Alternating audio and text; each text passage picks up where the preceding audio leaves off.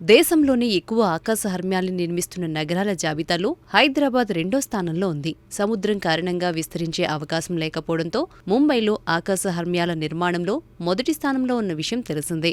అయితే భాగ్యనగరంలో పెరుగుతున్న ఆకాశ హర్మ్యాల నేపథ్యంలో 40 మరియు 50 అంతస్తుల్లో అగ్ని ప్రమాదాలు జరిగితే అందులో నివసించే వారి ప్రాణాలను రక్షించేందుకు అవసరమయ్యే పరికరాల్ని కొనుగోలు చేయాలని తెలంగాణ ప్రభుత్వం నిర్ణయించింది. ఈ క్రమంలో రాష్ట్ర మంత్రి పొంగులేటి శ్రీనివాసరెడ్డి బుధవారం అధికారుల్ని ఆదేశించారు.